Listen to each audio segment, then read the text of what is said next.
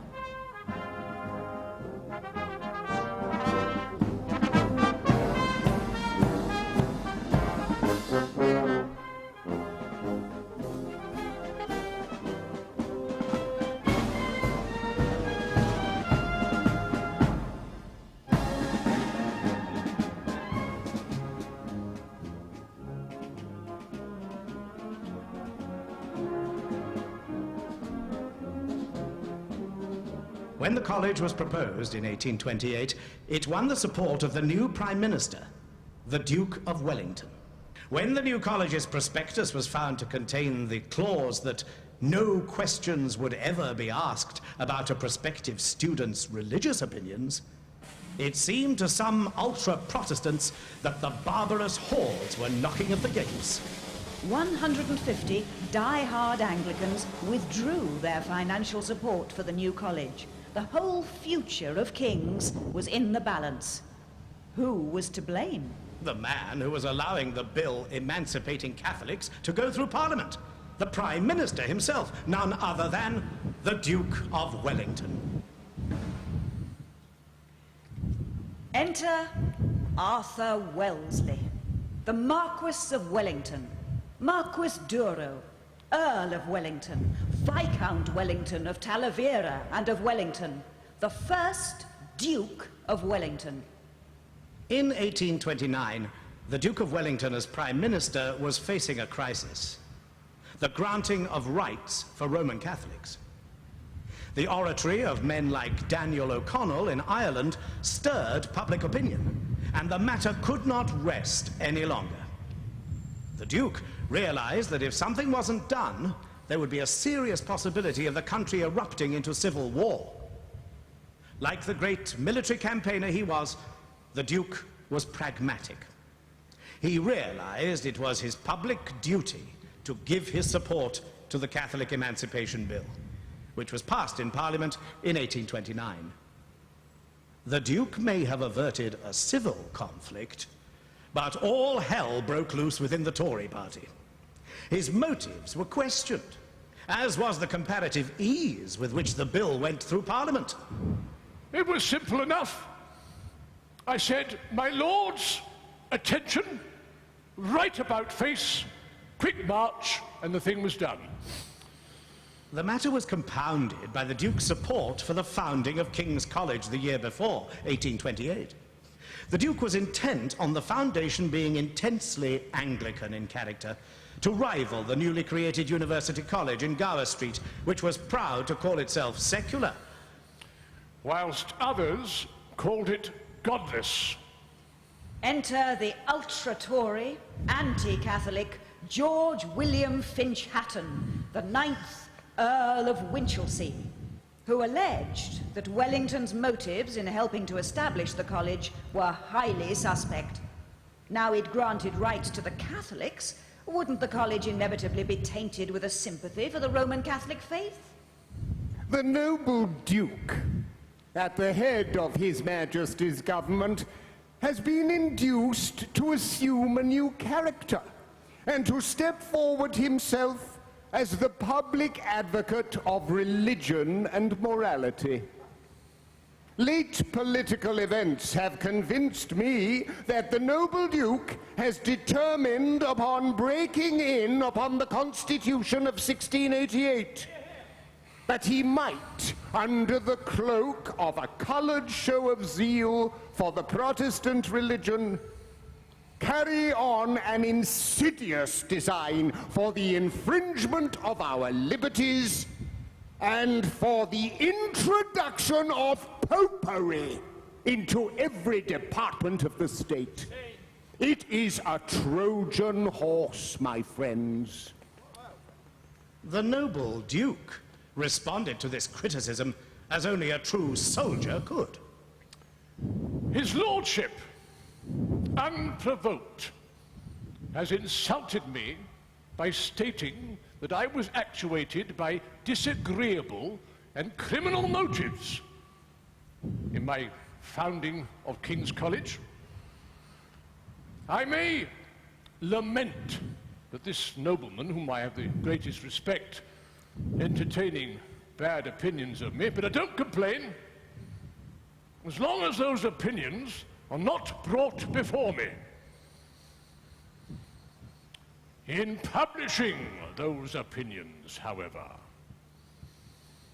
I call upon the Right Honourable Gentleman, the Earl of Winchelsea, to give me that satisfaction which a gentleman has a right to require, and which a gentleman never refuses to give. Yes, they were to fight a duel. The only time in his life that Wellington did so. Lord Falmouth agreed to act as second for the Earl of Winchelsea. And Sir Henry Harding, the Secretary for War, acted as the Duke's second. I, Dr. Hume, the Duke's personal physician, was instructed by Sir Henry Harding to provide a case of pistols for two persons of rank and consequence whose identities were, for the time being, to remain anonymous. And so, incredibly, the scene was set for an illegal duel to be fought between a high-ranking member of the aristocracy and the Prime Minister of Great Britain. The time, 7:45 on the morning of Saturday the 21st of March, 1829. The place, Battersea Fields, South London.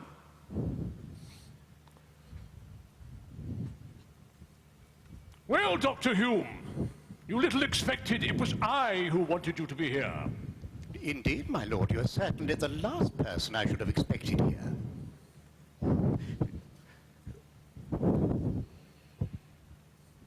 Now, come along, Hardinge. Look sharp and step out the ground. We have no time to waste.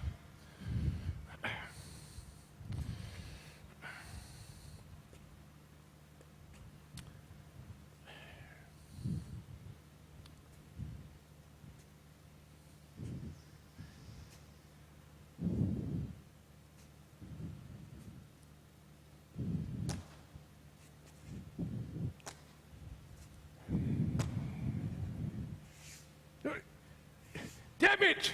Don't stick him up so near the ditch. If I hit him, he'll tumble in.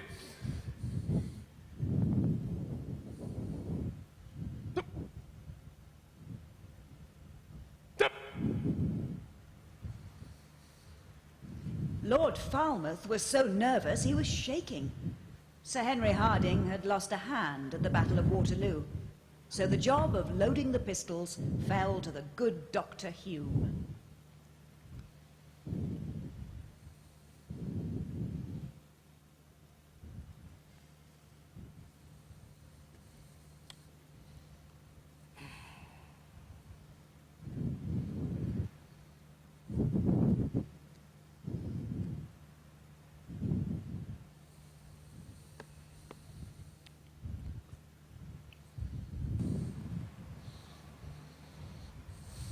Gentlemen, are you ready?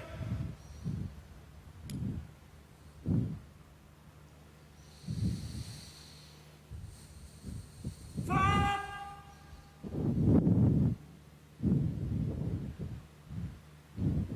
It should here be noted that the Duke was renowned for being a notoriously bad shot.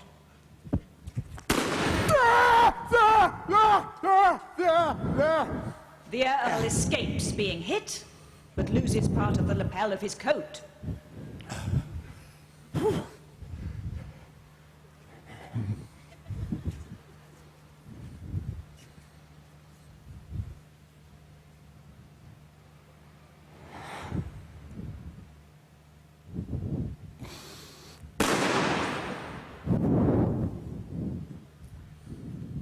Honour satisfied, Lord Falmouth is deputed to present to the Duke a letter of apology.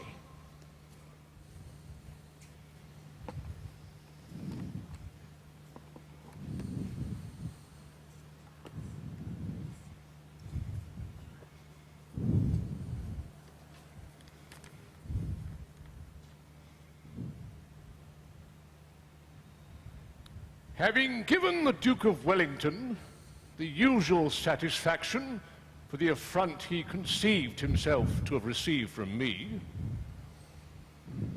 I do not now hesitate to declare of my own concern that I regret having unadvisedly published an opinion which gave offense to the Duke. This won't do. This is no apology. The word regret appears, but no sign of the word apology. I assure you, what I have written was meant as an apology. I cannot accept this paper unless the word apology appears. Unless it appears, we must resume our ground. If your grace will allow, I think I might have the solution.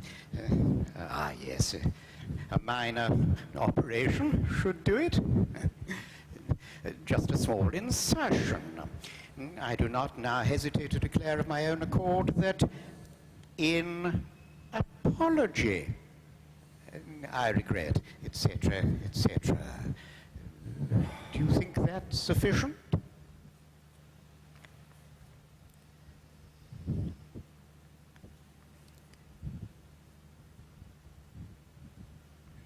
That is acceptable.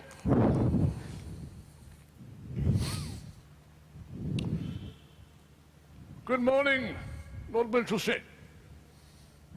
Good morning, Lord Falmouth.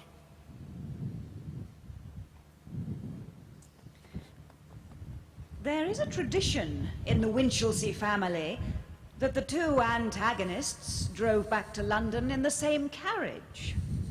In the same carriage. And breakfasted together at Brooks's club. Never! And so, not for the last time in British history, a Prime Minister is satisfied that his honour has been restored after being called publicly a liar.